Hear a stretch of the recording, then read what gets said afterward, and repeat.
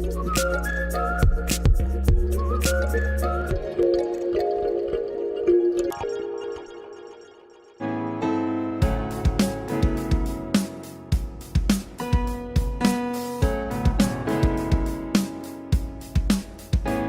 Bertrand. Bonjour Bertrand. Merci de nous accueillir pour cet Inside, le Figaro version numérique. On va commencer par l'endroit où on se trouve déjà. C'est quoi? C'est la newsroom ici? Ici, c'est un petit peu le centre de la maison, le centre de la stratégie, le centre du projet. On est dans la newsroom digitale. Donc c'est au cœur de la rédaction un lieu qui est particulièrement dédié aux activités digitales. Et c'est ici un petit peu que bat le cœur de la rédaction, puisque en temps réel, de 4-5 heures du matin jusqu'à tard dans la nuit, en fait, les journalistes et les reporters du Figaro couvrent l'ensemble de l'actualité. En dehors de l'actu chaude, est-ce qu'il y a autant d'imbrication entre production pour le web et production papier?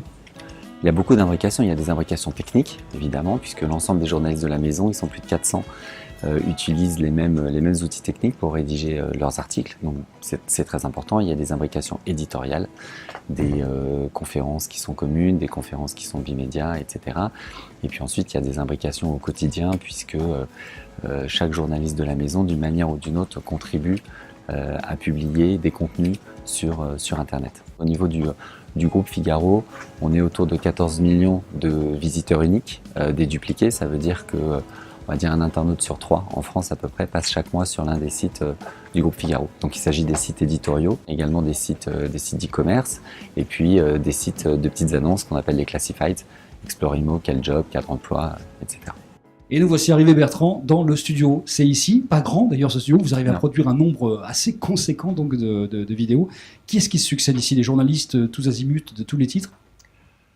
Oui, absolument. Beaucoup de monde avec un point commun, un élément clé, c'est qu'on essaye de ne pas singer, de ne pas refaire de la télévision, de ne pas mal faire ce qu'on ne saurait pas faire, ce qu'on ferait moins bien que les autres, etc.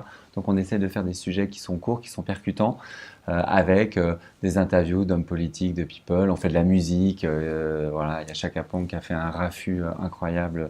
On a des journalistes de l'actualité qui viennent commenter, qui viennent décrypter, qui viennent enrichir les infos qu'on donne sur le site. On a Georges Malbruno qui vient s'exprimer sur les prises d'otages en Algérie.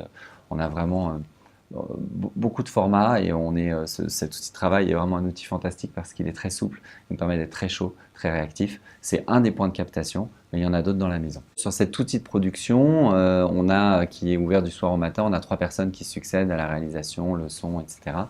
Et puis à la rédaction, on a un desk vidéo d'une dizaine de 10-12 journalistes qui en permanence travaillent, produisent, enrichissent les contenus à travers les images. On a un certain nombre d'opérations dites de grande content. On propose à nos annonceurs, avec qui on travaille très étroitement, de venir profiter de nos capacités de production pour venir traiter avec eux de sujets qui les touchent et qui les concernent.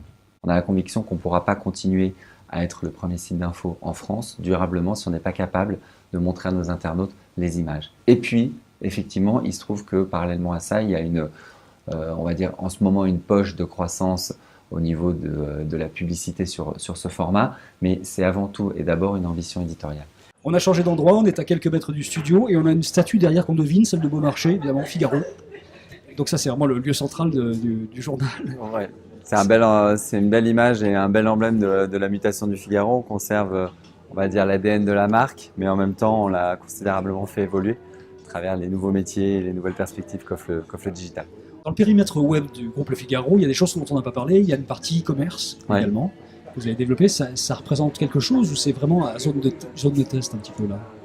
Non, le e-commerce, c'est un élément important de notre stratégie. On a toujours eu la conviction que en tant que groupe média, bien entendu, il fallait se déployer sur les contenus, sur l'information, ça c'est indispensable, mais que ça ne suffirait pas forcément à assurer une croissance et la perspective de revenus nouveaux pour le groupe.